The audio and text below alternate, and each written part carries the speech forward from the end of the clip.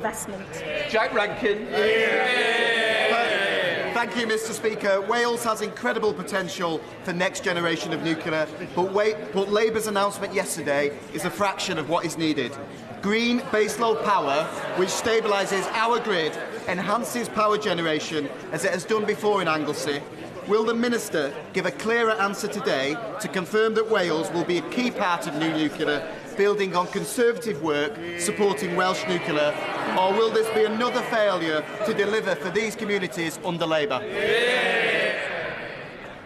Almost all of the UK's nuclear power stations are currently due to come offline in the 2030s. It's this government that's changing that, setting out our plan to end the years of Tory failure on nuclear, failure to invest, failure to deliver. We will deliver the biggest nuclear building programme in a generation. Claire Hughes. Thank you, Mr. Speaker. In 14 years, the party opposite delivered no new nuclear anywhere in the country, including in Wales. So would the Secretary of State agree with me that this Labour government is committed to delivering energy security, good jobs and lower bills for families across Wales? Can I thank my honourable friend for her question? She will know that the Sizewell C Consortium, for example, a group of over 200 nuclear supply chain companies, has a memorandum of understanding with the Welsh Government which will result in an investment of up to £900 million in the Welsh nuclear supply chain. Great British Energy Nuclear acquired the Wilver site last year. Wilver previously hosted a nuclear power plant and is the best potential site in the UK for new nuclear deployment. Before we come to Prime Minister's questions, can I welcome in the gallery the President and the delegation of the French National Assembly, and also the knighthood to Sir Billy Boston. Anne Davies, Prime Minister's questions. Question 1. Mr. Speaker, can I first wish you a happy birthday for yesterday and say that we're all delighted that Sir Billy Boston, a great British sporting icon, has received his richly deserved knighthood. Long overdue, if I may say, for him, but also for rugby league. Mr. Speaker, it's Carers Week, and I know the whole House will join me in celebrating the selfless dedication of our unpaid and young carers. This weekend also marks the 8th anniversary of the Grenfell Tower fire. We will honour the 72 men, women and children who lost their lives by delivering meaningful and lasting change, a country with safe and secure homes for everyone, and where justice is done for the Grenfell community. Mr. Speaker, acting alongside our allies, we've sanctioned individuals responsible for inciting appalling settler violence and expansion. We've done that to uphold human rights and defend the prospect of a two-state solution. We will continue to support all efforts to secure a ceasefire, the release of all hostages despicably held by Hamas, and the humanitarian aid that needs to surge in. Mr. Speaker, this morning I had meetings with ministerial colleagues and others. In addition to my duties in this House, I shall have further such meetings later today. Davies. Diolch, Mr. Llefarydd. My constituent, Mr. Michael O'Leary, was brutally murdered 5 years ago and his body was desecrated. Working alongside the honourable members for York Outer and Montgomeryshire and Glyndŵr, I've made a number of requests to discuss his and other victims' cases with ministers and to explore introducing legislation making the desecration of a body a criminal offence. Would the Prime Minister meet with Mr O'Leary's family, along with other victims' families, including April Jones of Machynlleth and Sarah Everard and Helen McCourt, to hear why they are calling for a new criminal offence of desecrating a body to be introduced?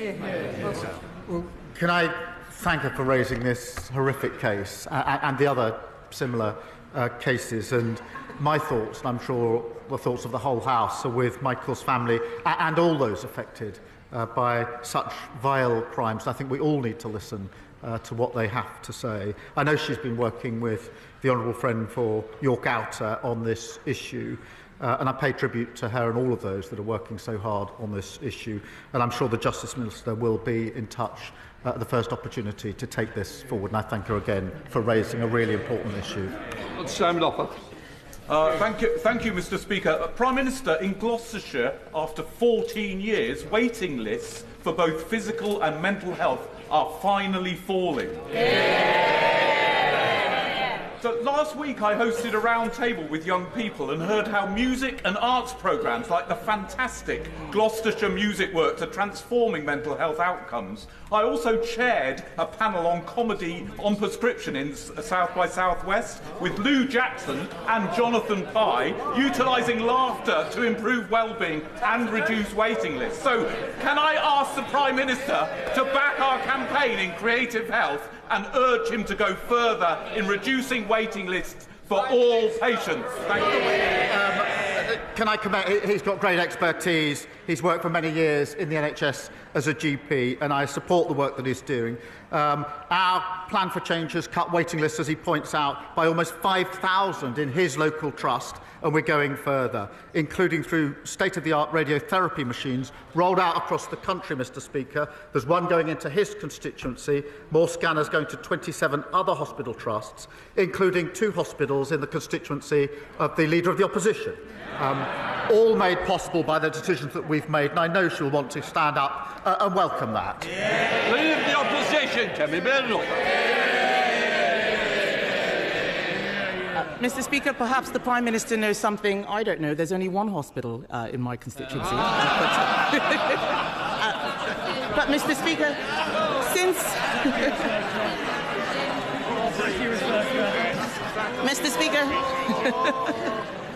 since Labour took office, Mr. Speaker, inflation has nearly doubled, growth has halved, and unemployment has surged. Is this what the Prime Minister meant when he tweeted that the economy is improving? Minister. Mr. Speaker, since the general election, 500,000 more people are in work. And I know she doesn't mention that. She's fixated on talking Britain down. We're investing in the future. Mr. Speaker, even in the last 2 weeks, the Strategic Defence Review, 30,000 new jobs building submarines. Yesterday, the Sizewell announcement, 10,000 new jobs. Tens of thousands of construction jobs building the social and affordable housing that was announced this morning. That's the difference that Labour makes in government.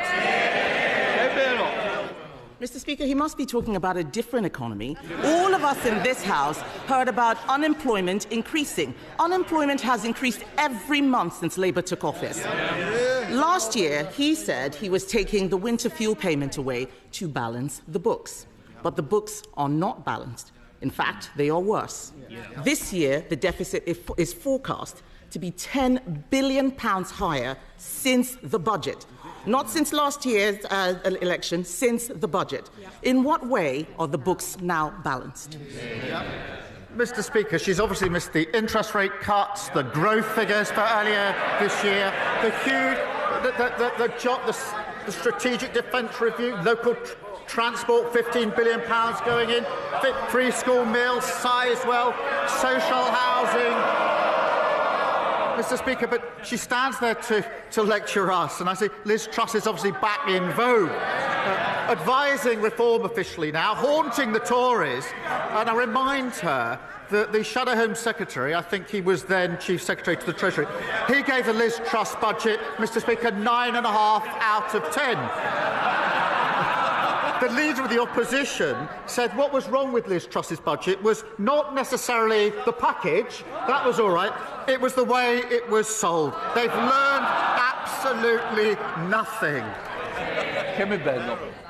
Mr. Speaker, he loves talking about Liz Truss because he loves talking about Liz Truss. Why? Why? Because he wants to hide from his own economic record. He's a coward. He's a coward. Every time he stands up there and talks about Liz Truss, it's because he is scared about talking about his record and what is happening to the economy out there. Let's bring it back to the U-turn which he's running away from. A U-turn on a policy that his MPs went out defending time and time again. Let's go through what's happening here.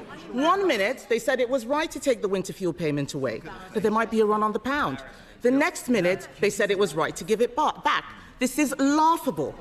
He stands there all puffed up and self-righteous. Why can't the Prime Minister just admit that he made a mistake? Mr. Speaker, they left a £22 billion black hole that we had to fill, and that's why we took the right decisions. We've stabilised the economy. That's why we've seen 4 interest rate cuts. the triple lock is committed to on this side. They say it's unsustainable on that side. That's £470 for most pensioners and good Q1 growth. 3 weeks ago, I said that I wanted more pensioners to be eligible for winter fuel. I'm really pleased we set out the threshold and the certainty that is needed. And she says I don't want to talk about my record. What about free trade deals, record investment, free school meals, breakfast clubs, social and affordable housing, defence review, Sizewell? We could go on all morning, Mr. Speaker, but we've got the Chancellor who's going to say even more in a minute. Mr. Speaker, I think she at the weekend said that she would be getting better in the role. She could start with apologising for the Liz Truss budget. That would be better. Mr. Speaker, I get better every week. He gets worse. Yes, he gets worse. Last week, Mr. Speaker. If you think that is a good look, it is a very bad look. And think twice before you try to shout somebody down in that way. Hey, Ben. Mr. Speaker, last week he had to get his lines from the Russian embassy. I think we all know that he is getting worse, and what he does not want to talk about is how he is going to make the economy better. That is what the people out there want to hear, and he's got no answers. His trade deals have unravelled. The Strategic Defence Review, everyone out there is asking where is the money coming from, and the fact is he doesn't know how to balance the books. The Chancellor says the winter fuel payment U-turn won't be funded through higher borrowing. So will the Prime Minister admit that it will be funded by putting everybody's taxes up? Prime Minister. Mr. Speaker, I think she let slip on the Matt Ford programme the other day that she rehearses her fury for PMQs. So a very good rehearsal this morning, I think. Mr. Speaker, she asked what we're doing. At the budget, we put record investment in our NHS and our public service. Record investment. And she comes every week to carp on about national insurance, but she doesn't stand there with the courage of her convictions and say she'll actually reverse it. And the reason she won't, because she won't stand up and say she's against the investment in the NHS. She won't stand up and say she's against the investment in our public services.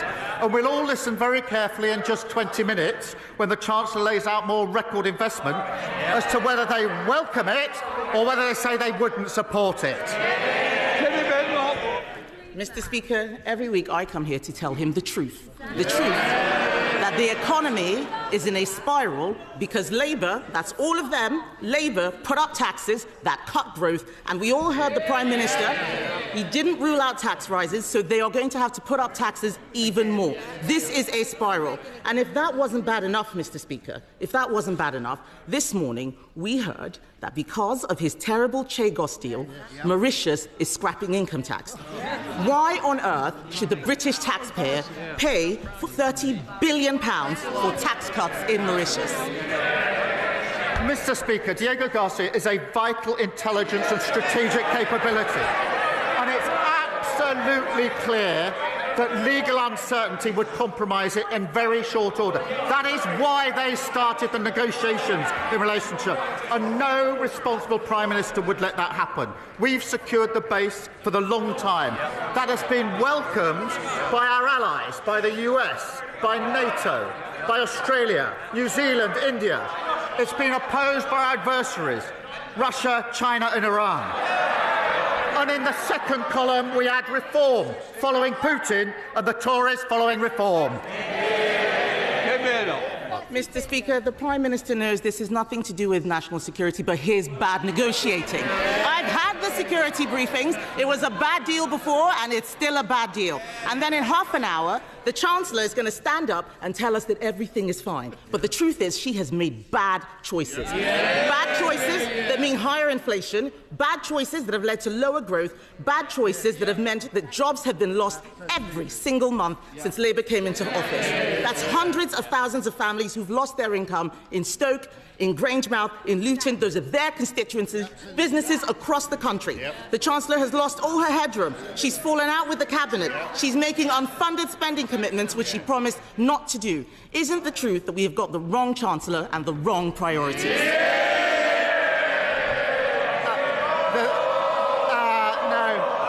The wrong choice they made was making her Leader of the Opposition. Richard Bergen. Thank you, Mr. Speaker, and belated birthday greetings to you. Mr. Speaker, It's wrong for any Labour government. No Labour government should ever try to balance the books on the backs of disabled people. Yet in just a few weeks' time, that is what the Prime Minister will ask this House to do. Many of us will not be able to go along with that because it will mean that people who need assistance to cut up their food, to wash themselves, to dress themselves and to go to the toilet will lose the PIP they currently get. That's vital support. This week, the Prime Minister changed direction on winter fuel payments. Will he do the same in relation to this and now drop these disability benefit cuts? Mr. Speaker, it's very important we make the changes to our welfare system. It's not working. It needs reform. I think everybody agrees with that. It doesn't work for anyone. We will do so on a principled basis that those who can work should work.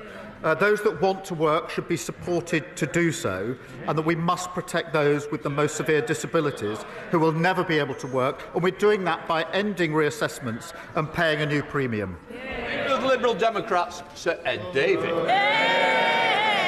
Thank you, Mr. Speaker. Can I join others in wishing you belated happy returns for yesterday? And can I welcome the government's sanctions of ministers in the Netanyahu government, Ben-Gvir and Smotrich?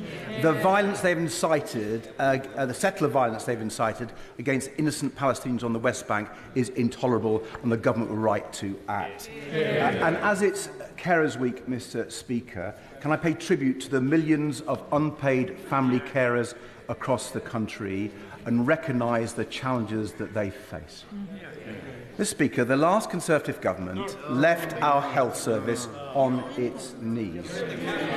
We've heard reports that the NHS will get extra funding in the spending review. If it does, we will support that. But does the Prime Minister agree that no amount of money for the NHS will solve its crisis unless we also invest to fix care? So without preempting the Chancellor's statement, will the Prime Minister reassure me that both social care and family carers will get the priority they deserve in the spending review? Can I agree with him that the health crisis created by the previous government cannot be solved? They groan. That is exactly how the country feels about the last 14 years and the mess they made of everything. Yes, we do need to fix social care alongside the money that we're putting into the NHS. We're putting record amounts into the NHS. That's the right thing to do, and we're seeing the results. We promised 2 million extra appointments in the first year, of a Labour government. We've delivered 3 million, so there will be that extra funding. I would gently say to him, whilst he welcomes all the extra funding, he can't also at the same time simply say he's against any way of raising the money for the funding. There's an incompatibility there. Sir Ed Davey. Mr. Speaker, the Prime Minister knows you've got a fairer and better way of funding NHS investment, and I regret the fact that he didn't answer my question on care. But, Mr. Speaker, moving on, the Prime Minister is right to increase defence spending, and later we'll hear the difficult choices the Chancellor has had to make, partly to fund that defence expenditure. But there are £25 billion of frozen Russian assets in the UK right now. Billions that could be used to stop Putin's war machine and to boost Britain's defence industry even faster. So at the G7 this weekend, will the Prime Minister try to seek an agreement to seize those frozen Russian state assets and use them to support Ukraine? As he knows, that is an issue that's being considered, but it is complicated, and there are a lot of countervailing factors that need to be carefully balanced in a decision that can be made. We are talking to allies about it, but I don't want to pretend to the House that there's an easy answer on this, because there isn't. Henry Tufton. Thank you, Mr. Speaker. More jobs, cheaper bills. That was our promise on net zero.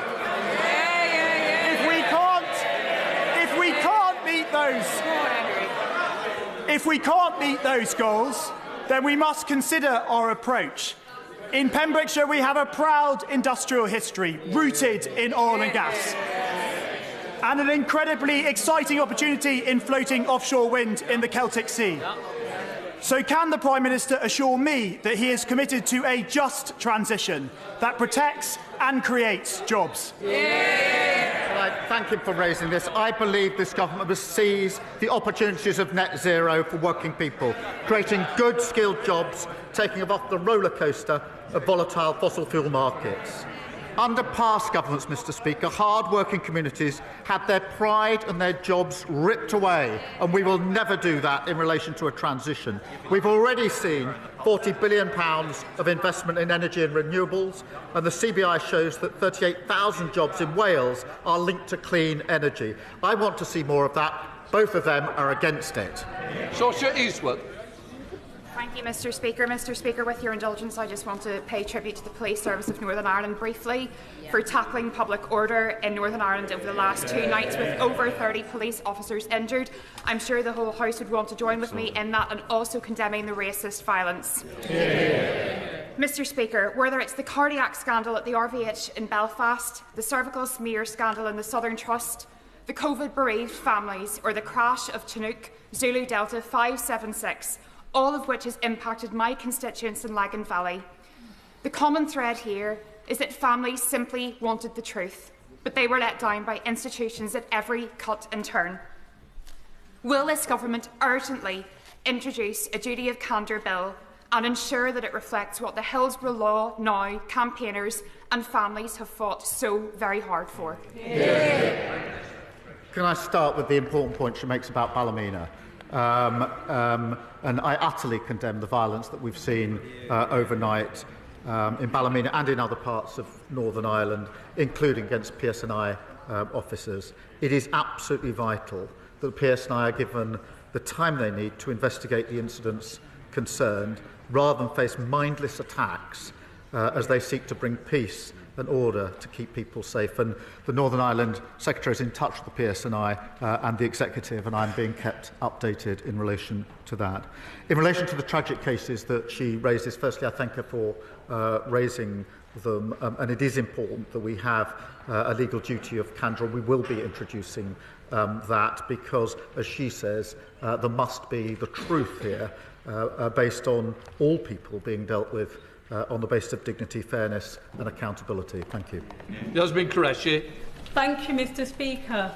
In the words of the former Israeli Prime Minister, what we are witnessing in Gaza is indiscriminate, limitless, cruel and criminal killing of civilians. More than 50,000 people have been killed, children have been shot while queuing for bread. A growing number of genocide scholars, including leading Israeli academics, believe that a genocide is taking place. Under international law, we have a duty to prevent genocide. I served on the UN mission in Kosovo. We acted to stop mass killing there. What is the difference now? Will the Prime Minister please intervene immediately to alleviate human suffering and take steps to recognise the state of Palestine? Mr. Speaker, should have seen the statement we made yesterday and the actions that we're taking with allies. The humanitarian situation is dreadful and distressing, and scenes that we've witnessed outside aid distribution centres are frankly heartbreaking. More aid is needed at volume and speed into Gaza, and Israel's plan for aid delivery is inadequate and insufficient. What is needed is for the UN and other agencies to deliver that aid according to well-established mechanisms, and Israel must allow this. Mr. Speaker, we are working with allies to do all that we can to make this happen, as well, of course, to get the hostages out who have been held for a very long time and a desperately needed return to a ceasefire. Alex Easton. Thank you, Mr. Speaker. Prime Minister, there are significant concerns regarding the potential job losses at Spirit Aerosystems stemming from the deal with Airbus. Would the Prime Minister agree with me and intervene to bring all the main players, including the unions, the Business Secretary and the Secretary of State for Northern Ireland, around the table to ensure these jobs are protected, especially considering the scale of the issues akin to the challenges faced by British Steel?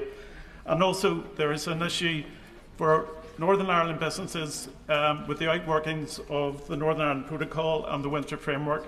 Can the Prime Minister give me reassurances that he's working to resolve all those issues? Well, I'm grateful to him for raising this important case of Spirit Aerosystems in Northern Ireland. I know how important it is for the workforce. I've visited them myself on more than one occasion.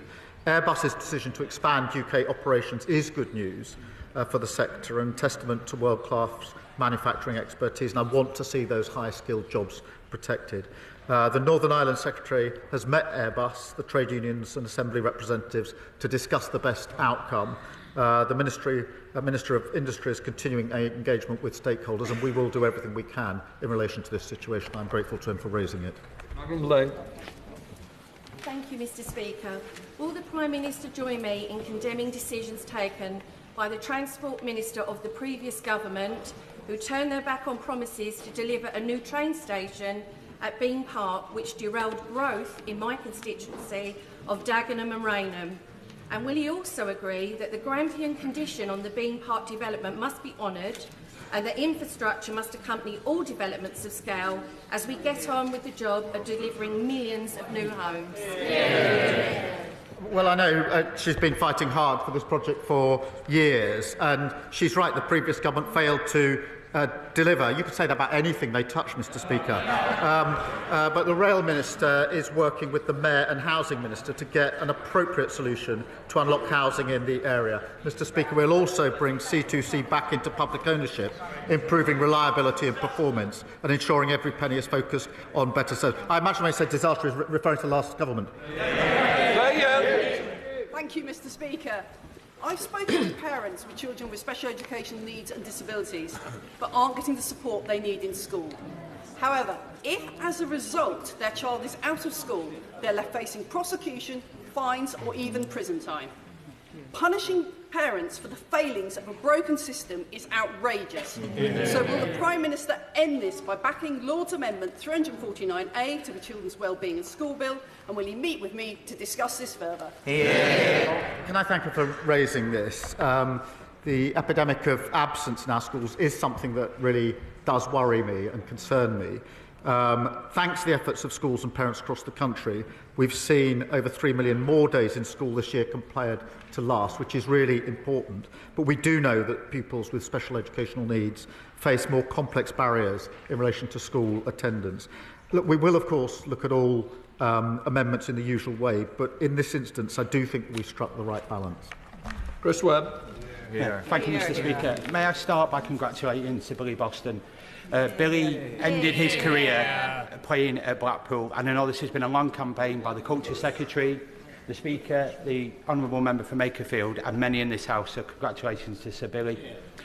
12,000 people, it's been exposed by shelter, are waiting for council housing in Blackpool. This is a damning indictment on the legacy of previous 14 years of the government.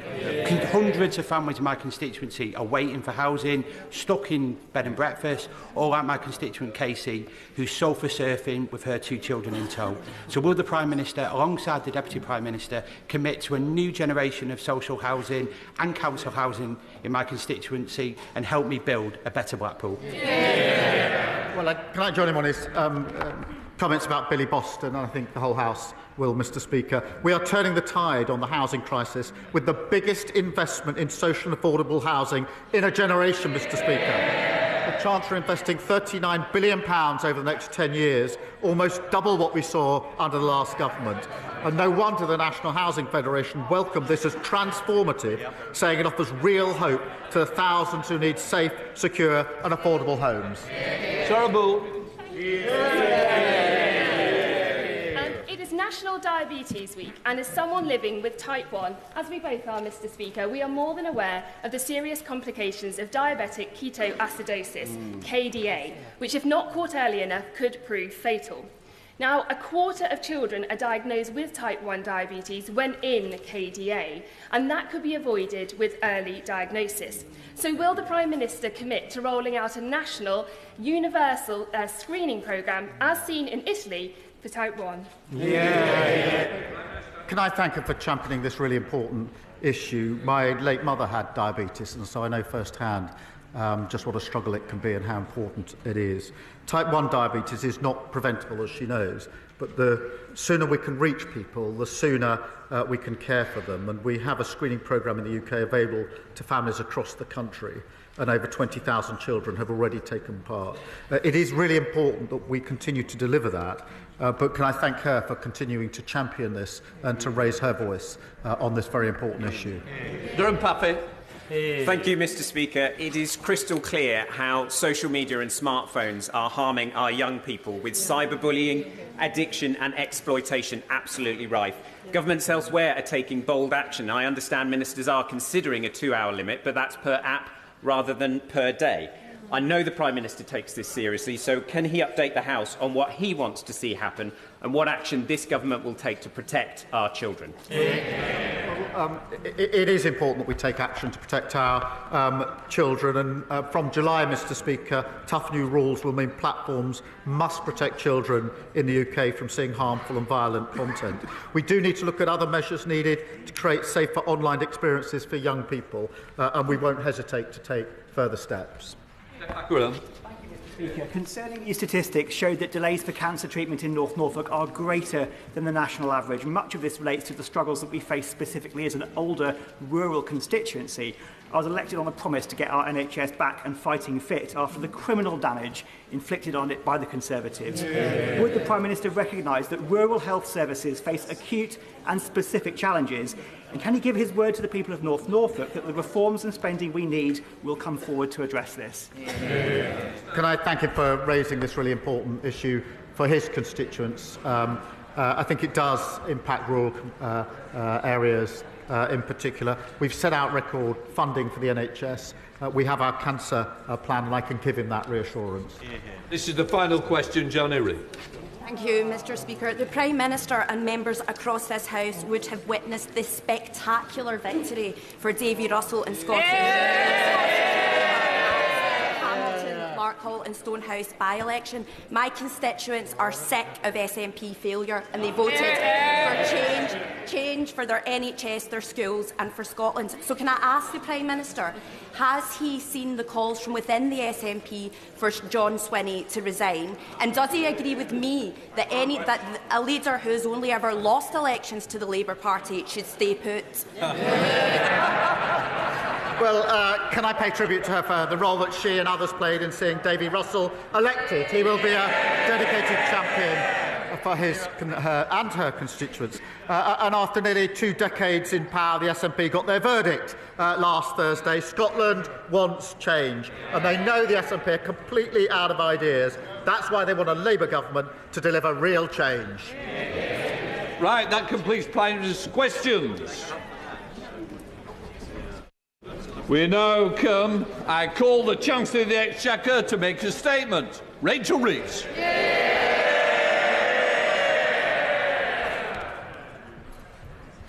Thank you, Mr. Speaker. My driving purpose since I became Chancellor is to make working people in all parts of our country better off, to rebuild our schools and our hospitals, to invest in our economy so that everyone has the opportunity to succeed after 14 years of mismanagement and decline by the party opposite, culminating in a £22 billion black hole in the public finances. That was their legacy, and the first job I faced as Chancellor was to set it right. So at the budget last October, and again in the spring, I made the choices necessary to fix the foundations of our economy. And we wasted no time in removing the barriers to growth. The biggest overhaul of our planning system in a generation, launching Britain's first national wealth fund and reforming our pension system to unlock billions of pounds of investment into our economy. We are starting to see the results. The stability that we have provided has helped support 4 cuts in interest rates, saving hundreds of pounds a year for families with a mortgage. Real wages have grown by more in the first 10 months of this Labour government than they did in the first 10 years of Conservative government. And the latest latest figures show that we are the fastest economy growing in the G7, with countries around the world lining up to do business with Britain again, with new trade deals with India, the United States and with the European Union too. We are renewing Britain. But I know that too many people in too many parts of our country are yet to feel it. This government's task, my task as Chancellor, and the purpose of this spending review is to change that, to ensure that renewal is felt in people's everyday lives, in their jobs and on their high streets. The priorities of this spending review are the priorities of working people, to invest in Britain's security, in Britain's health, and to grow Britain's economy so that working people are better off. Mr. Speaker, today I am allocating the envelope I set out in the spring. I am enormously grateful to my excellent team of officials at the Treasury and to my right honourable friend, the Chief Secretary to the Treasury, for his tireless work throughout this process. Crunching the numbers, looking at the assets and the liabilities. And on that note, can I thank all my Cabinet colleagues for their contribution to this process. They are all assets to this Labour government. In this spending review, total departmental budgets will grow by 2.3% a year in real terms. Compare that to the Conservative choice of austerity. In contrast to our increase of 2.3%, they cut spending by 2.9% per year in 2010. Crunching the numbers. So let's be clear. Looking at the austerity was a destructive choice for the fabric of our society. And it was a destructive choice for our economy too, choking off investment and demand, creating a lost decade for growth, wages and living standards. That is their legacy. My choices are different. My choices are Labour choices. The choices in this spending review that are only possible because of my commitment to economic stability and to the decisions that this government has made. The Conservatives' fiscal rules guaranteed neither stability nor investment, and that is why I changed them. My fiscal rules are non-negotiable, and they are the foundation of stability and of investment. My first rule is for stability, that day-to-day government spending should be paid for through tax receipts. That is the sound economic choice, and it is also the fair choice, because it is not right to expect our children and future generations to pay for the services that we rely on today. This first rule allows me, as I set out in the budget last year, to allocate £190 billion more to the day-to-day running of our public services over the course of this spending review, compared to the plans of the previous government. My second fiscal rule enables me to invest in Britain's economic renewal, while getting public debt down on a downward path. The rule has allowed me to increase public investment by over £100 billion in the autumn and a further £13 billion in the spring. Investment to rebuild our transport networks, to rebuild our defence capability and to rebuild our energy security. In short, to grow our economy. Mr. Speaker, I've made my choices. Tough decisions, yes, for stability. Changing Britain's fiscal rules, yes, for investment. And today, delivering that investment for the renewal of Britain. Now it is a time for the parties opposite to make their choices. The spending plans that I am setting out today are only possible because of the decisions that I took in the autumn to raise taxes and the changes to our fiscal rules.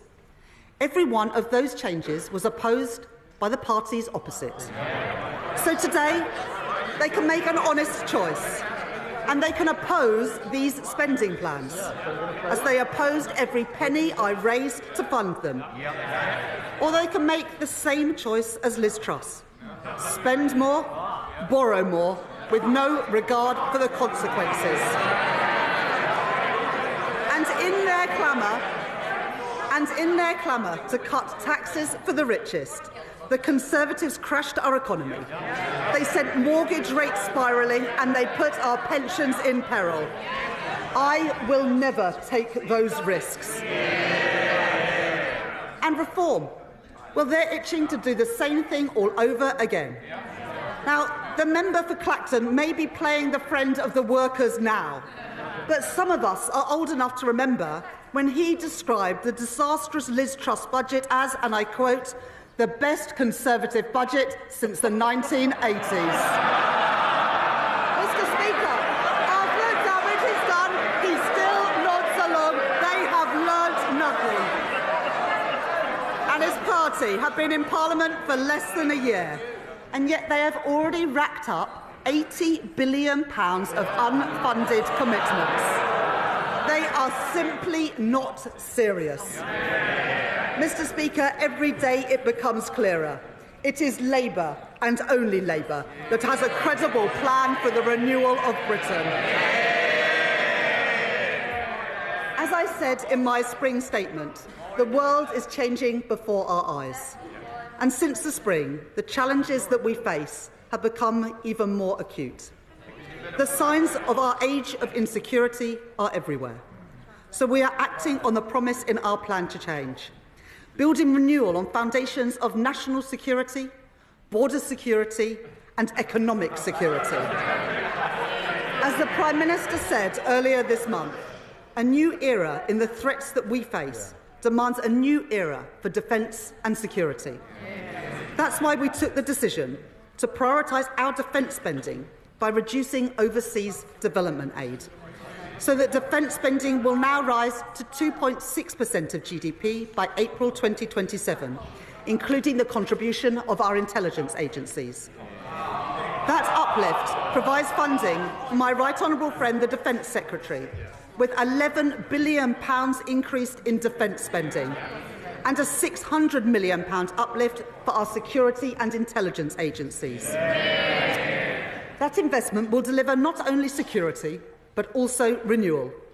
In Aldermaston and Lincoln, in Portsmouth and Filton, on the Clyde and in Rosyth, investment in Scotland, jobs in Scotland, defence for the United Kingdom, opposed by the Scottish National Party, delivered by this Labour government.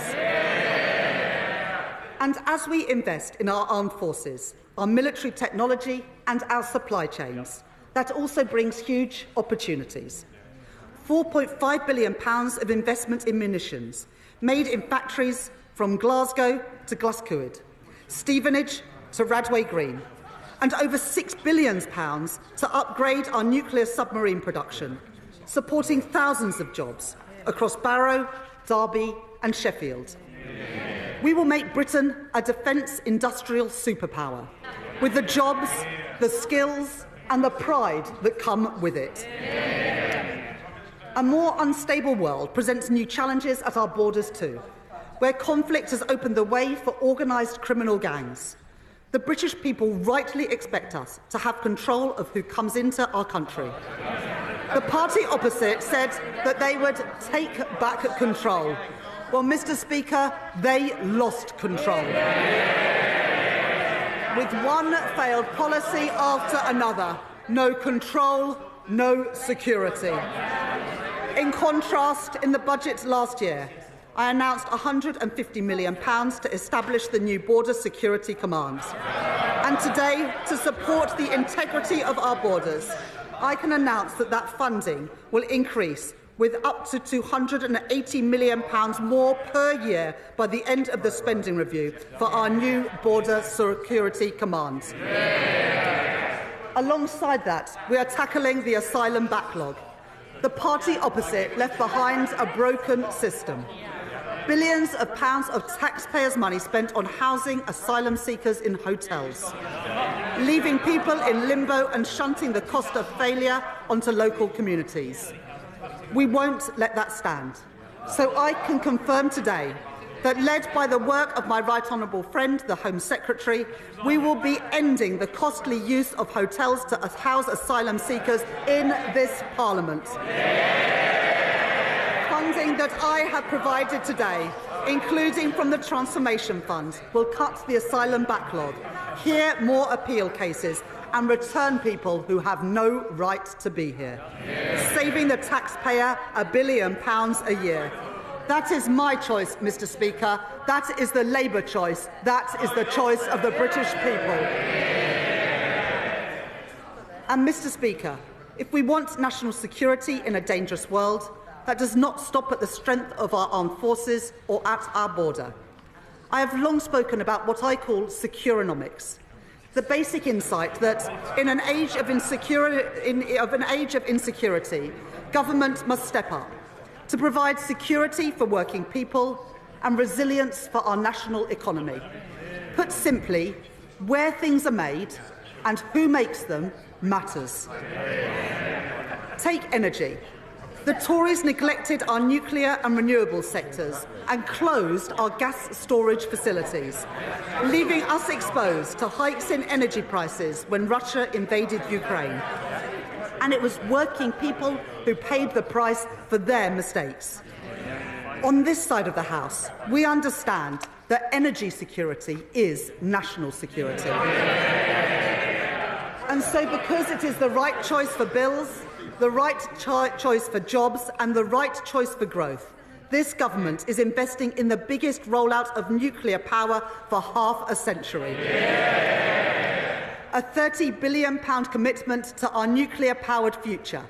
Yesterday, my right honourable friend, the Energy Secretary, and I announced £14 billion for Sizewell C, producing the energy to power 6 million homes, supporting more than 10,000 jobs, including 1,500 apprentices, to build the nuclear workforce of tomorrow.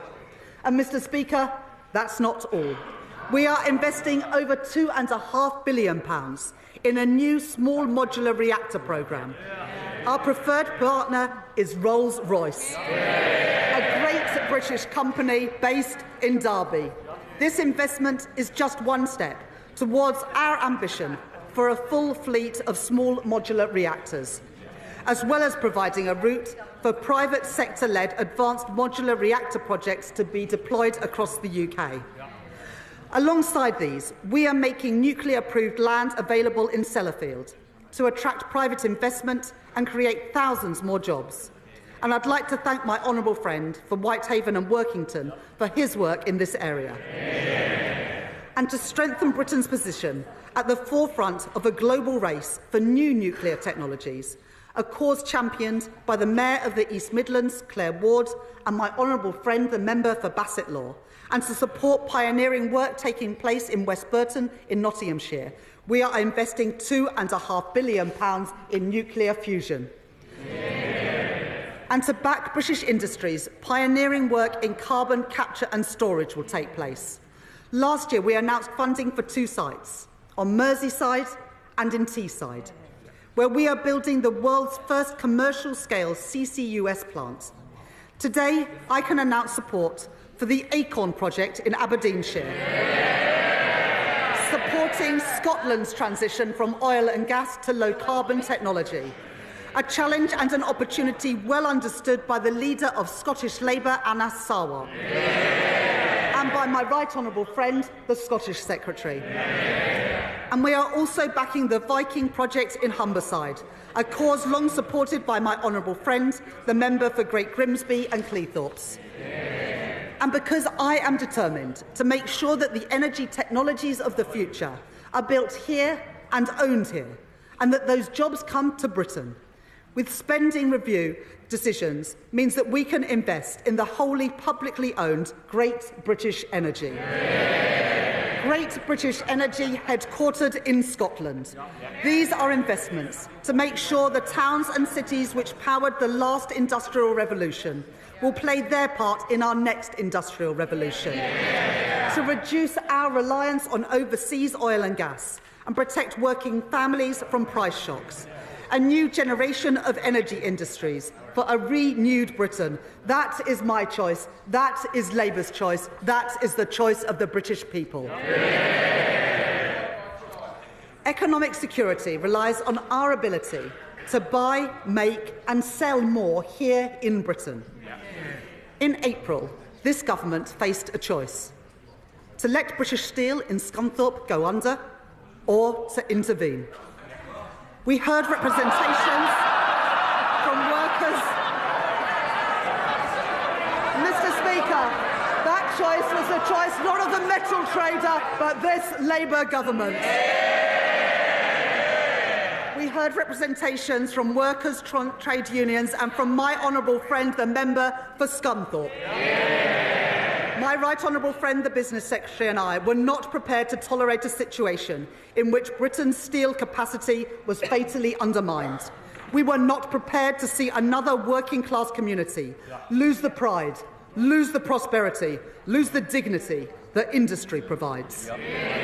So we did intervene to save British steel and the jobs that come with it, and I am proud of that decision.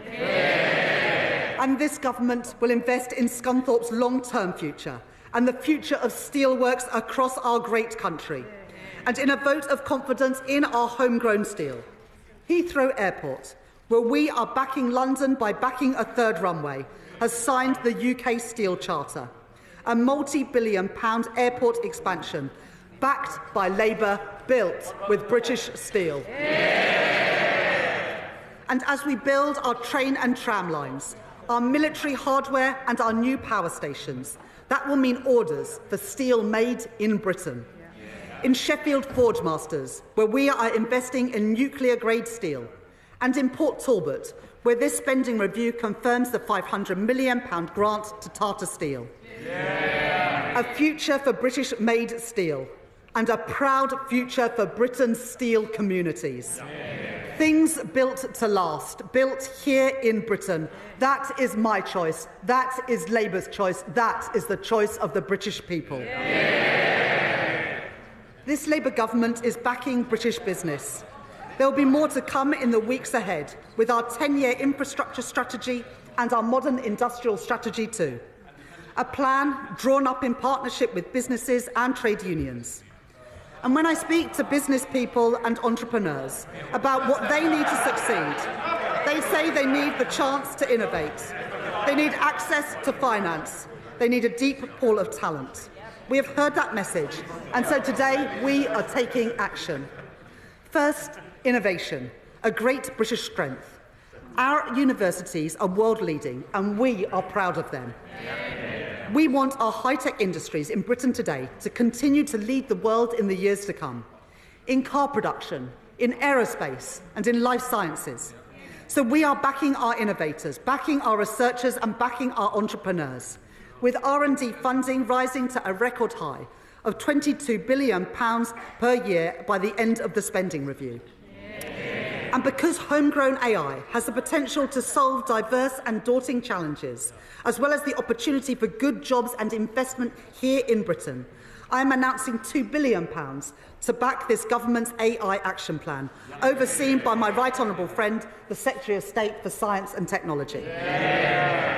And second, to champion those small businesses seeking access to finance as they look to grow, I am increasing the financial firepower of the British Business Bank. A two-thirds increase in its investments, increasing its overall financial capacity to £25.6 billion, to help pioneering businesses start up and to scale up, backing Britain's entrepreneurs, backing Britain's wealth creators. And third, as we invest, if we are to thrive in the industries of the future, we must give our young people the skills that they need to contribute to our national success. As scientists, engineers and designers, as builders, welders and electricians.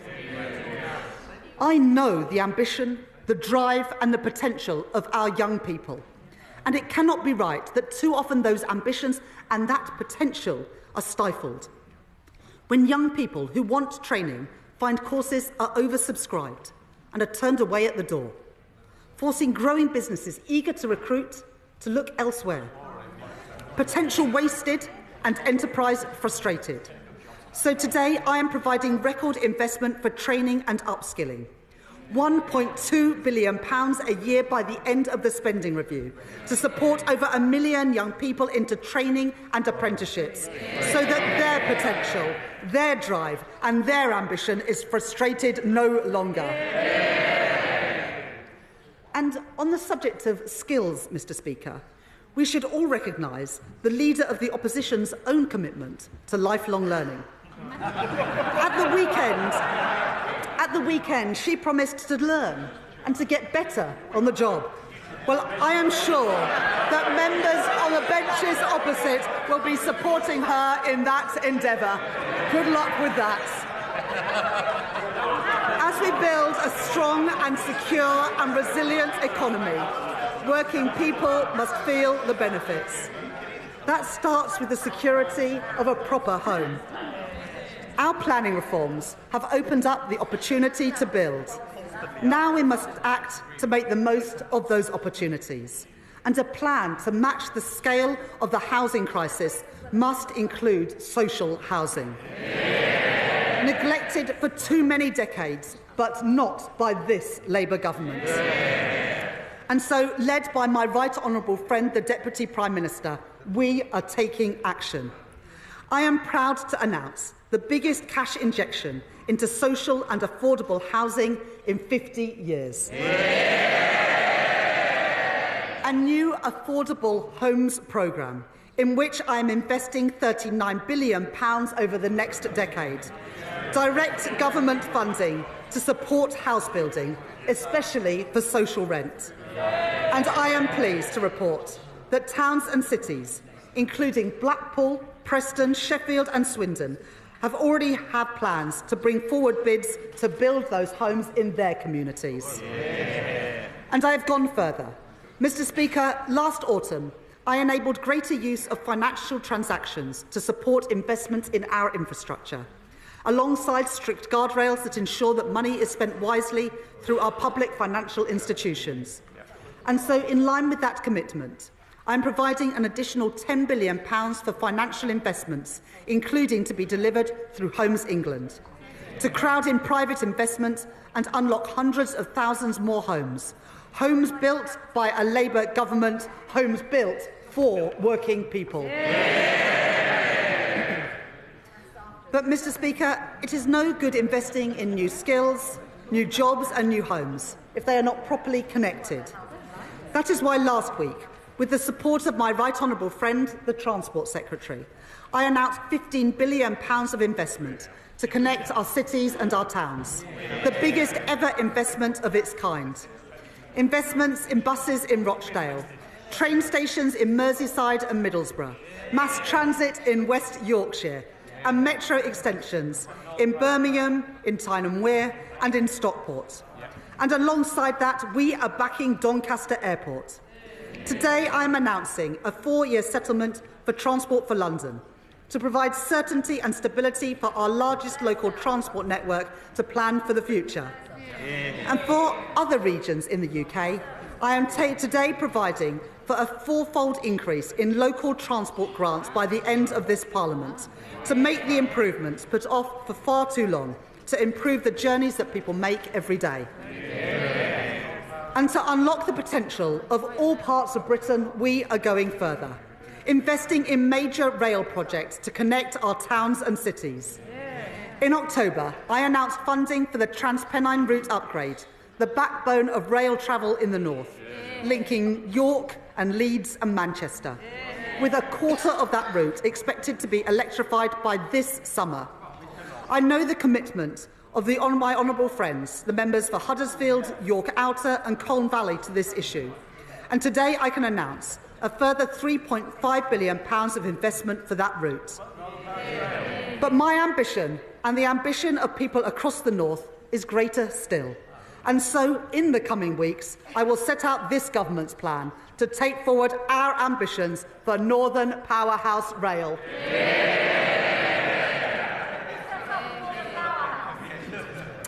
I have also heard the representations of my honourable friends, the members for Milton Keynes North, Milton Keynes Central and Buckingham and Bletchley. And I can tell the House today to connect Oxford and Cambridge and to back Milton Keynes' leading tech sector, I am providing a further £2.5 billion for the continued delivery of East-West Rail. And on a matter I know is of great importance to my honourable friends, the members for Lichfield, Birmingham Northfield and Birmingham Erdington, I can announce today that I am providing funding for the Midlands Rail Hub, the region's biggest and most ambitious rail improvement scheme for generations, strengthening connections from Birmingham across the West Midlands and into Wales too. Mr Speaker, for 14 years, the Conservatives failed the people of Wales. Those days are over.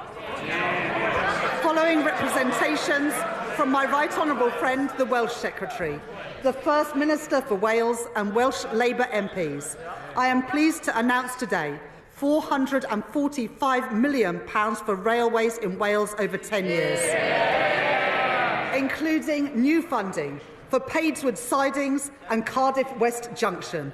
That, Mr Speaker, is the difference made by two Labour governments working together to undo a generation of underfunding and neglect.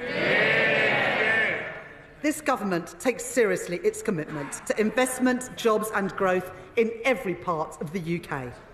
And I have heard the concerns of my honourable friends, the members for Mid Cheshire and Rossendale and Darwen, and the Mayor of Liverpool City Region, Steve Rotherham, that past governments have underinvested in towns and cities outside of London and the South East. And they are right. So I am today publishing the conclusion of the review of the Treasury's Green Book, the government's manual for assessing value for money. Our new Green Book will support place-based business cases and make sure no region has Treasury guidance wielded against them. I said we would do things differently. I said we wanted growth in all parts of Britain. And, Mr Speaker, I meant it.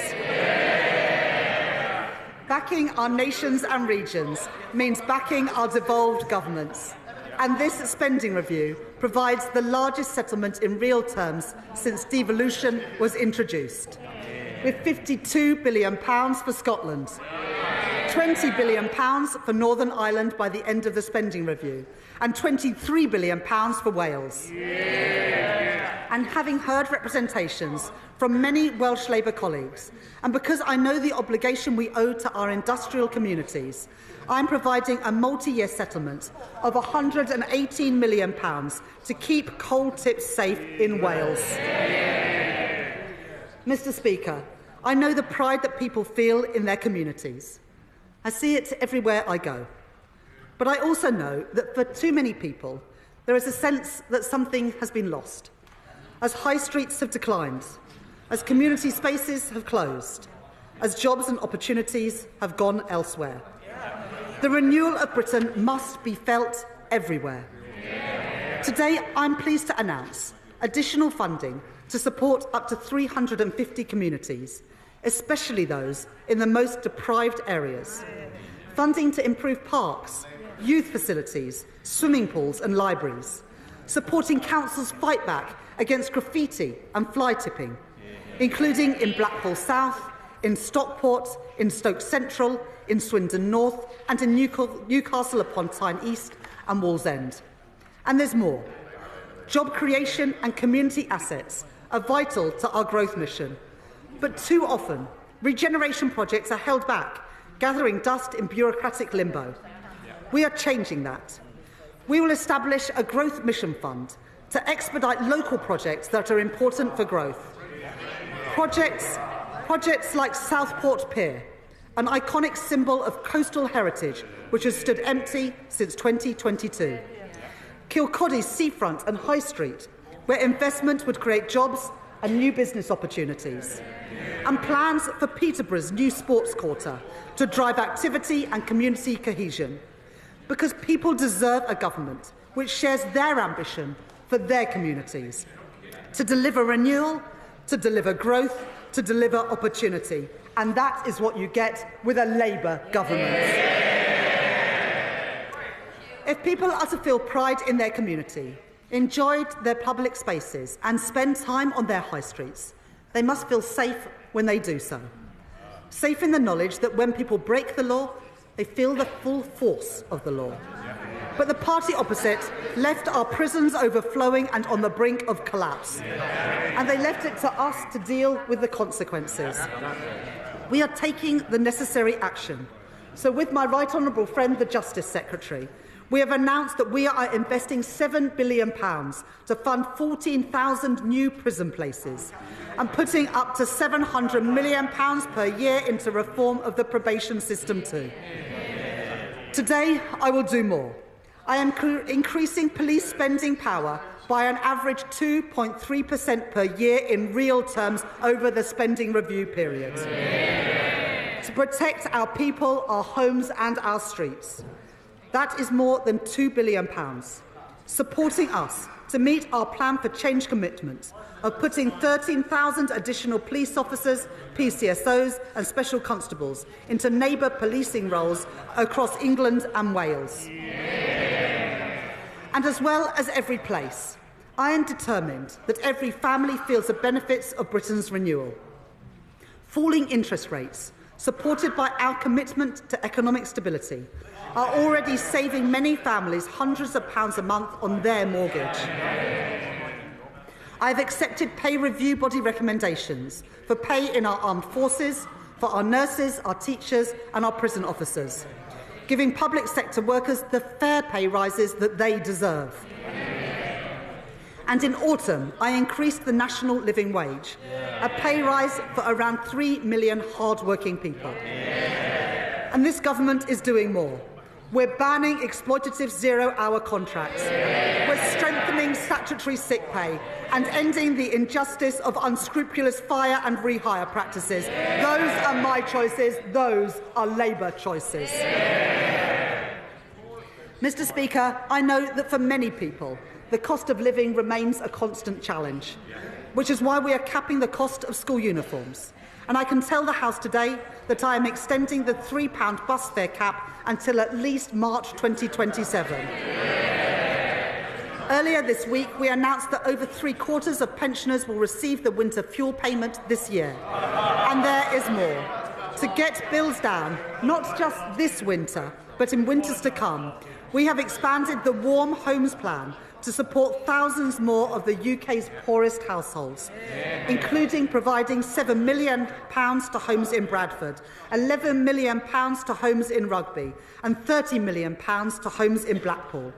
And today I can announce that I will deliver in full our manifesto commitment to upgrade millions of homes, saving families and pensioners across the country up to £600 each and every year off their bills.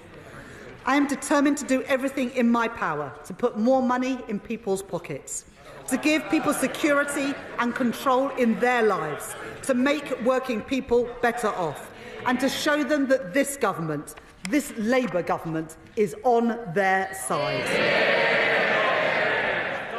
Mr.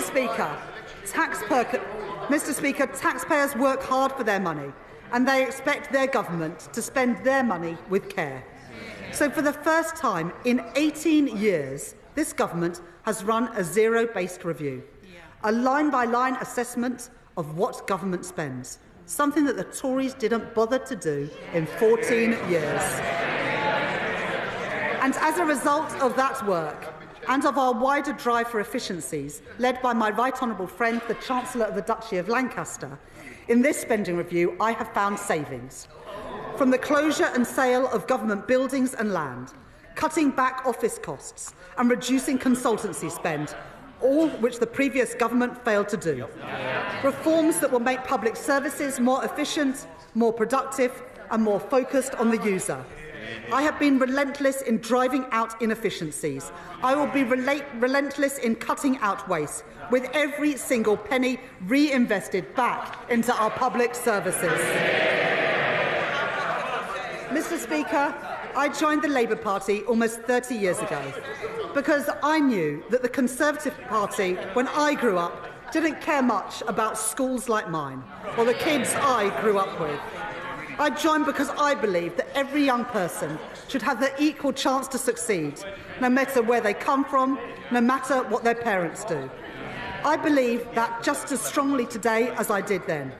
That is why at the budget last autumn, I ended the tax loophole, which exempted private schools from VAT and business rates. And I put that money where it belongs, into helping the 93% of children in our state schools. Mr. Speaker, they oppose money for their local state schools, and I will always prioritise them. That was my choice. That is the Labour choice. And because of the decisions that we made in this spending review, I'm working with my right honourable friend, the Education Secretary. Last week, this government announced that free school meals will be extended to over 500,000 more children. That policy alone will lift 100,000 children out of poverty. Children in schools from Tower Hamlets to Sunderland and from Swansea to Bridgend. Last year, at Labour Party conference, I was proud to announce the first steps in our plan to deliver breakfast clubs for every child, with an initial rollout to the first 750 schools. And we will continue with that national rollout as part of our manifesto commitment, so that no child goes hungry and every child can have the best chance to thrive and succeed. Yeah. And because I know that a good start in life does not just start at school, I can also announce £370 million for school-based nurseries, to put us firmly on track to meet our plan for change commitment for a record number of children being school-ready. And for children's social care, to break the dangerous cycle of late intervention and low-quality care, I am providing £555 million of transformation funding over the spending review period, so that children do not go needlessly into care when they could stay at home. Yeah. And for children where state intervention is necessary, better care and better outcomes. Yeah. And last week, I was pleased to announce, with my right honourable friend, the Culture Secretary, that more than £130 million from the Dormant Assets Scheme with the financial services sector will be allocated to fund facilities for our young people, to give every child the chance to take part in music, sport and in drama, to fund libraries in our schools, so that the confidence and the opportunity that those resources open up are no longer the preserve of the privileged few. Those are my choices. They are Labour choices, and they are the choices of the British people. Overall, I am providing a cash uplift of over £4.5 billion a year for additional funding in the core schools budget by the end of the spending review, backing our teachers and backing our kids. Mr. Speaker, people who went to ordinary comprehensives in the 80s and 90s are all too familiar with the experience of being taught in temporary classrooms. And the previous Conservative government oversaw another generation of kids herded into cold and damp buildings as school roofs literally crumbled. It wasn't acceptable when I was at school, and it isn't acceptable now. So I am providing investment rising to nearly £2.3 billion per year to fix our crumbling classrooms. In addition, £2.4 billion per year to continue our programme to rebuild 500 schools, including Chase Community School in Enfield, Woodkirk Academy in Leeds and Budmouth Academy in Weymouth. Investing in our young people, investing in Britain's future, investing in opportunity for all. That is Labour's choice. Finally, Mr. Speaker, let me turn to the... I knew that, Chair. Let me turn to our National Health Service. It's our most treasured public service.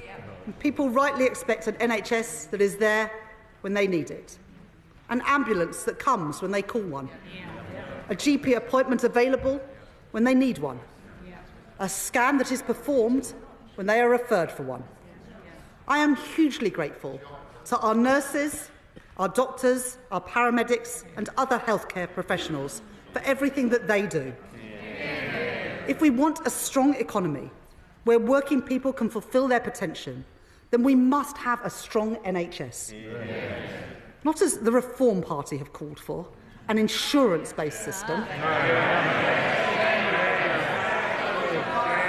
We We believe in a publicly funded National Health Service free at the point of use. Now, perhaps the member for Clacton should spend some more time focusing on the priorities of the British people and less time in the Westminster Arms. Although, Mr. Speaker, after this week, perhaps the Two Chairman pub might be a better fit.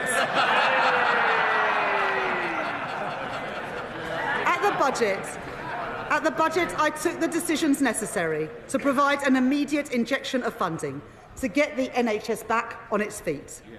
And I commend my right honourable friend, the Health Secretary, for all the progress that he has already made. In less than a year, this government has recruited 1,700 new GPs, delivered 3.5 million extra appointments, and cut waiting lists by more than 200,000. Fixing our NHS also means delivering fundamental reform across social care, which means that we are backing the first ever fair pay agreement for that sector. And I am increasing the NHS technology budget by almost 50%. And we are investing £10 billion to bring our analogue health system into the digital age, including through the NHS app, so patients can manage their prescriptions, get their test results and book appointments all in one place. We are shifting care back to the community, providing more funding to support the training of thousands more GPs to deliver millions more appointments. We are investing more in prevention to meet our manifesto commitment of providing mental health support teams in all schools in England by the end of this Parliament. These investments will enable the delivery of our upcoming 10-year plan for health and put the NHS firmly back on the path to renewal. And to support that plan, to back the doctors and nurses that we rely on, and to make sure that the NHS is there whenever we need it, I am proud to announce today that this Labour government is making a record cash investment in our National Health Service, increasing real terms day-to-day spending by 3% per year for every single year of this spending review. An extra £29 billion per year for the day-to-day running of our health service. Mr. Speaker, that is what the British people voted for, and that is what we will deliver. More appointments, more doctors, more scanners, the National Health Service, created by a Labour government, protected by a Labour government, and renewed by this Labour government. Mr. Speaker, this is a spending review to deliver the priorities of the British people. Security, a strong Britain in a changing world. Economic growth, powered by investment and opportunity in every part of Britain. And our nation's health, with an NHS fit for the future. I have made my choices. In place of chaos, I choose stability. In place of decline, I choose investments. In place of pessimism, division and defeatism, I choose national renewal. These are my choices, Mr. Speaker. These are Labour choices. These are the choices of the British people, and I commend this statement to the House. Shadow Chancellor, Belstride.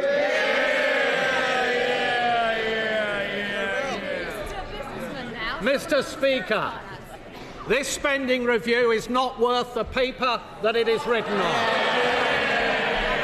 because the Chancellor has completely lost control. This is the spend now, tax later review, because the Right Honourable Lady knows she will need to come back here in the autumn with yet more taxes, and a cruel summer of speculation awaits. How can we possibly take this Chancellor seriously after the chaos of the last 12 months? We were assured, Mr. Speaker, we were assured at the election that Labour's plans involved barely any additional spending or borrowing. Now the Chancellor parades her largesse. Hundreds of billions in additional spending over this Parliament. The initial profile for that spending was, of course, significantly front-loaded, but the Chancellor now expects us to believe that she will let spending rise by only 1.2% a year. There is no chance whatsoever of that happening. For the lesson of the last year has been that when the going gets tough, the Right Honourable Lady blinks. She presented herself as the Iron Chancellor, but what we have seen is the tin-foil Chancellor, flimsy and ready to fold in the face of the slightest pressure. She said she would not fiddle her fiscal rules, then she did. She said she wouldn't make any unfunded commitments, but with the humiliation of the winter fuel U-turn, she just has. She looked business leaders in the eye and said no more taxes. But we all know what happened next, and we all know what is coming in the autumn. Her own backbenchers, her cabinet colleagues, Labour's trade union paymasters, even the Prime Minister himself, they have all seen that she is weak, weak, weak. And they can smell the blood. They will be back for more, Mr. Speaker, and they will get it. These spending plans are a fantasy. And it's not the truth, Mr. Speaker, that the Chancellor has to maintain this fiction because she has left herself no room for manoeuvre. She is constantly teetering on the edge of blowing her fiscal rules, which she already changed to allow even more borrowing. And the only way she can claim to be meeting her rules is by pretending that she can control spending over the coming years. But, Mr. Speaker, let's look at the record so far. Borrowing in the last financial year came out $11 billion above even the OBR's March forecasts, and 70% higher than the plans that she inherited from this side of the House. Tax up, borrowing up. But for someone so keen on borrowing, Mr. Speaker, the Chancellor seems strangely reticent to even use the word. Indeed, ministers bizarrely tell us that it is Labour's fiscal rules themselves that have, quote, generated investment. The reality is a little more straightforward. They have loosened the fiscal rules so they can borrow more. Borrow and borrow and borrow, allowing the national debt to continue to rise higher every single year, while ministers pretend that it is not. An eye-watering £200 billion of additional borrowing in this Parliament compared to the plans set out in the last Conservative budget, with £80 billion more to be spent on debt interest alone. In fact, if she had retained our fiscal rules, as she said, they may laugh, Mr. Speaker. If she had retained our fiscal rules, as she said she would before the election, the OBR have confirmed that she would be breaking them right now. Mr. Speaker, our country is now vulnerable to even the smallest changes in the bond markets. Should we face a sudden external shock, we have no fiscal firepower left with which to respond, all thanks to the Right Honourable Lady's choices. So can I ask the Chancellor, will she be open about what she has done? Will she admit that she has made a conscious choice to borrow more and to accept higher debts? Does she accept this means interest rates and mortgages will be higher than they would otherwise have been, as the OBR themselves have said? And given she continues to claim that she has brought stability to the public finances, can I ask her what on earth her definition of stability is? And, Mr. Speaker, the Chancellor must be delighted that she does not have to face a new OBR forecast today. Because if she did, she would have to set out how she will fund her humiliating U-turn on winter fuel payments, having already blown the savings and buying off her trade union paymasters last year. She said this week there was, and I quote, she said, still work to do to ensure that the sums add up. Hardly reassuring from the person in charge of the nation's finances, Mr. Speaker. You don't need to have worked at the Bank of England for a decade to know that that pitiful utterance is unlikely to soothe the markets. So can the Chancellor confirm categorically that there will be no additional borrowing to pay for this chaotic reversal? And if this is the case, can she explain how on earth it can be paid for without raising taxes? And can the Right Honourable Lady explain why last summer, apparently to avoid a run on the pound, Mr. Speaker, this measure was so urgent that pensioners had to be left in the cold over the last winter? What exactly has changed? Because it certainly hasn't been made possible by an improvement in the economy or the public finances, which the IFS said this week are both in a worse state now than when Labour came into office. And if we had an OBR forecast, we might also get some answers on how the government intends to find £3.5 billion to abolish the two-child benefit cap, which we are led to believe is imminent. Another addition to the ballooning welfare bill, another expensive surrender to the Labour left. And we would certainly get the OBR's assessment of the economic outlook following the tariffs. Changes the Right Honourable Lady knew full well were coming. Meanwhile, her deluge of taxes and regulations has left business confidence at record lows, costing people their livelihoods. Only yesterday, Mr. Speaker, we saw the latest evidence of that. Figures for last month show the number of people on payrolls fell by more than 100,000, after already falling by 55,000 in April. Unemployment is up by more than 10% since Labour came to office. The Right Honourable Lady may trumpet extra spending today, but is not the simple truth that she has trashed the economy and left no contingency in the face of a highly volatile global outlook? It's not the reality, Mr. Speaker, that the Chancellor knows she will have to come back in the autumn with more tax rises to fund these plans? Or can she assure us right now that this is not the case? Yes or no?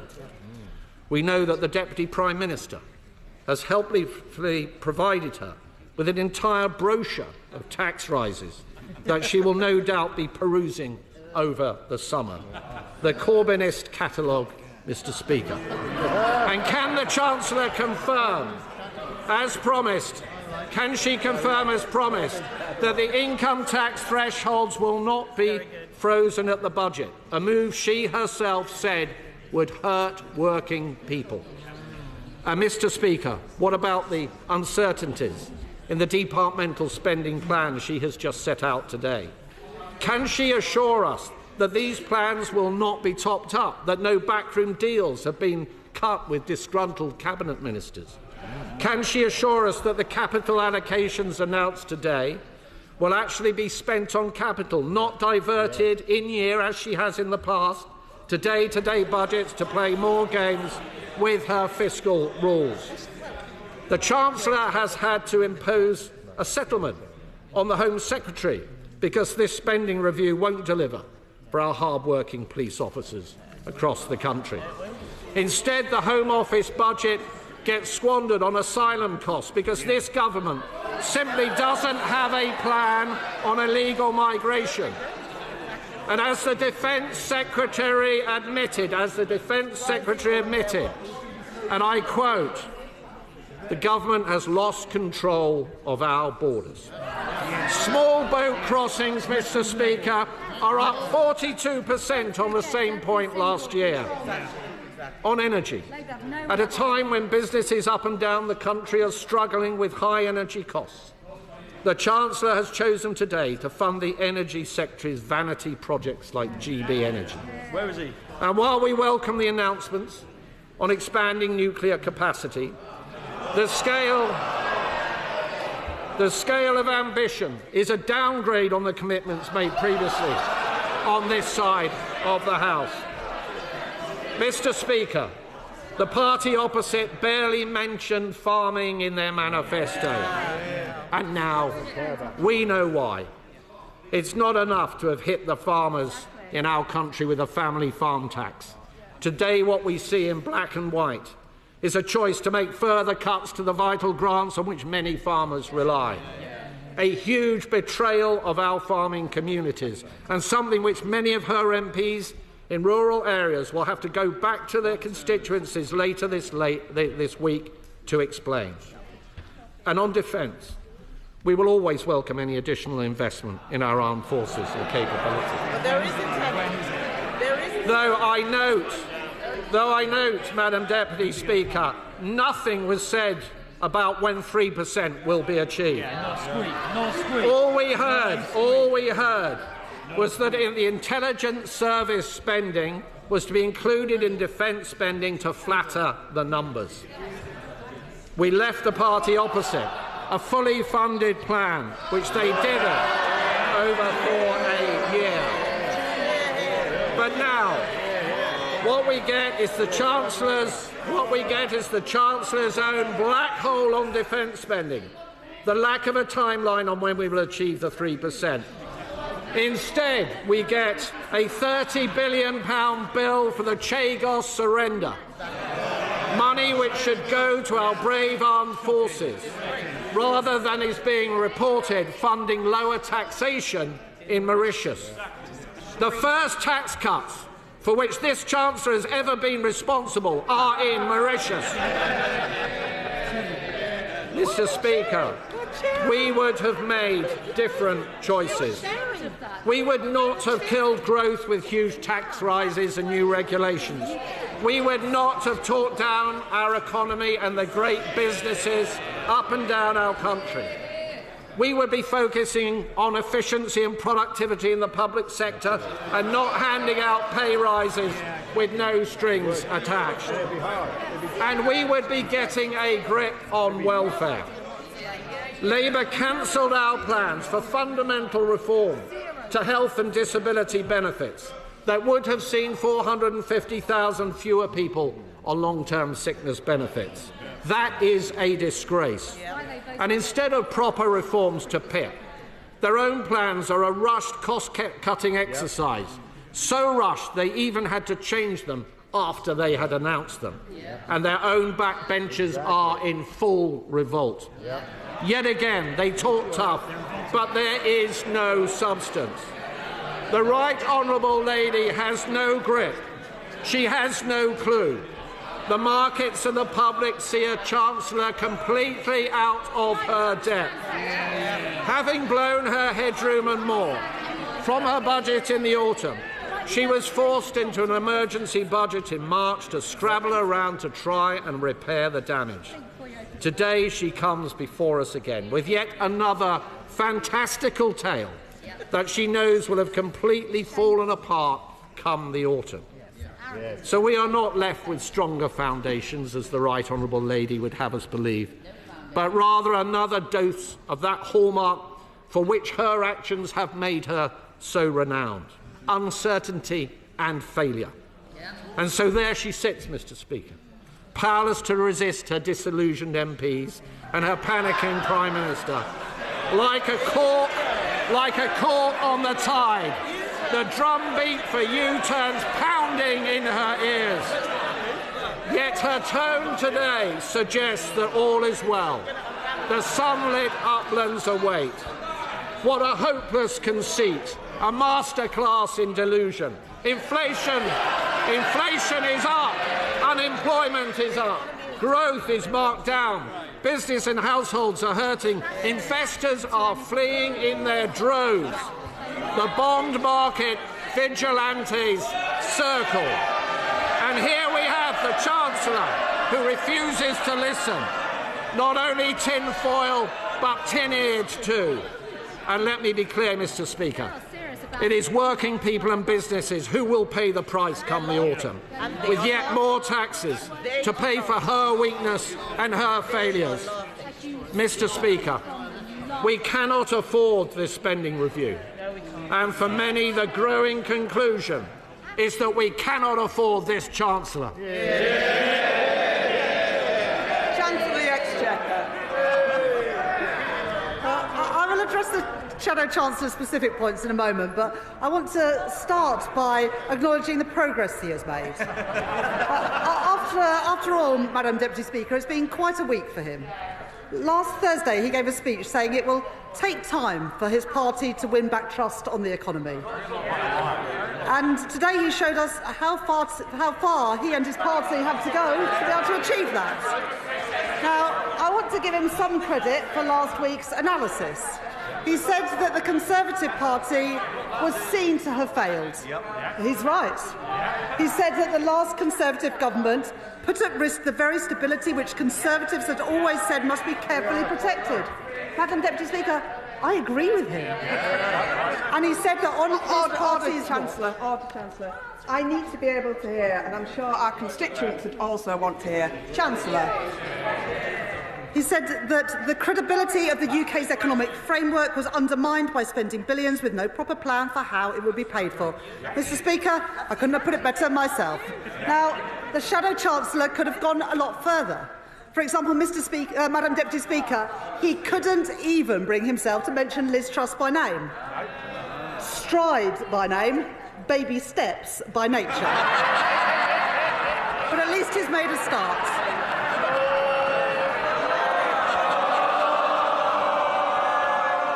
He also spoke about, and I quote, the death of what we might call the age of thoughtfulness. And speaking of the death of thoughtfulness, let me now turn to his response to the spending review. Now, the Shadow Chancellor welcomed our nuclear investment of £30 billion, but he said it's not enough. He welcomed our defence investment of £11 billion, but he said it was not enough. He and his party opposed the decisions that this government has taken to make those announcements possible by voting against the budget in October last year. Madam Deputy Speaker, you can't spend the money if you won't raise the money. Now that's a lesson from Liz Truss that he has already forgotten. He complained about the level of investment that I've announced, ignoring the fact that the reason this investment is so important is because his party oversaw 14 years of cratering investment, stagnating wages and public service collapse. So let me remind him of what I said, Madam Deputy Speaker. The Tories' fiscal rules guaranteed neither stability nor investment, and that is why I changed them, so that we can get stability and we can get investment. All their fiscal rules enabled was them to crash the economy, and the working people of Britain will never forgive them for doing that. So the party opposite set themselves against investment in the renewal of Britain. They set themselves against NHS investment, free school meals, investment in skills, investment in carbon capture and storage, investment in transport in our towns and in our cities, investment in everything that we've set out today. And yet the British people voted for them. And the honourable gentleman says, the right honourable gentleman says that the Home Office budget involves an increase in asylum costs. It doesn't. Asylum costs are coming down under this Labour government because we are deporting more people and getting them out of hotels. He says that we're cutting police spending, we're increasing it by 2.3% in real terms a year. And, Madam Deputy Speaker, we've had no apology. No apology for the damage that they did to our economy or to our public services. In the last 11 months, interest rates have been cut 4 times. GDP was the fastest growing of all G7 economies in the first quarter of this year. Business confidence is rising. 500,000 more people are in work. Record investment has been made in Britain. Real wages have increased more in 10 months than they did in 10 years of the Conservative government. The national living wage has increased, giving 3 million working people a pay rise. And we've done all of this without increasing taxes on working people. Those are the choices that we have made. That is the difference that we are making. And in the spending review today, we set out the spending that we announced in the budget last year and in the spring statement. Not a penny more, not a penny less. I said in the budget and in the spring statement that public services must now live within the means that we have set, and we have achieved that. There will be a budget later this year, and in that budget we will set out in the round all of the fiscal plans. But we have already drawn a line under the Tory mismanagement with tax rises last year, and we will never have to repeat a budget like that again, because we will never have to clean up after the mess that the party opposite made again. Now, the reason that this Labour government has spent its first year fixing the foundations of our economy and stabilising our public finances is because it is what we had to do. The government of which the Shadow Chancellor was a part of left an unenviable legacy, which is why his party is, in his own words, in a difficult place. Now, we've made our choices. Removing barriers to growth, barriers untouched by the party when they were in office for 14 years. Strengthening Britain's security, the biggest real terms increase in defence spending since the end of the Cold War, something that they did not do when they had 14 years in office. Bringing our health service in the 21st century after neglect by the party opposite in their 15 years in office. Investing in Britain's renewal to repair the damage done by the party opposite in their 14 years in office. And, Madam Deputy Speaker, in stark contrast to the Conservatives' 14 years of chaos, waste and decline, we are delivering on the priorities of the British people. Chair of the Select Committee, Dame Meg Hillier. Thank you, Madam Deputy Speaker, and I congratulate my right honourable friend for delivering this spending review, the first zero-based review in a very long time. And I think it's absolutely vital that as the taxpayer, the citizen, are looking very carefully at their spending in the cost of living crisis, that government does that too. And we look forward to having the Chief Secretary to the Treasury in front of the Select Committee in 2 weeks' time to look at this in more detail. I particularly notice from the figures that she has made a good fist of ensuring that government departments have more than under the Conservatives in very many cases. And I very much welcome her work on delivering on child poverty and tackling that scourge on our society.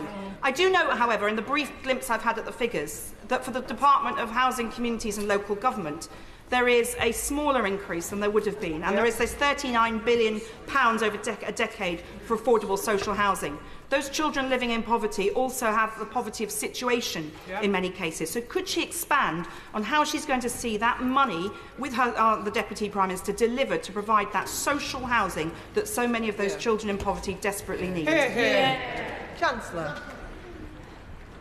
I thank my right honourable friend for that question, and I appreciate her welcoming the breakfast clubs, the free school meals, also the capping in school uniform costs to help families living in poverty, and the free school meals, as my honourable friend knows, will lift 100,000 children out of poverty.